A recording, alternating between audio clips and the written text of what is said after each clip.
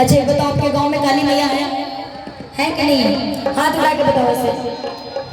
अच्छा नहीं है तो फिर इतना बड़ा कार्यक्रम कैसे हो रहा है भाई?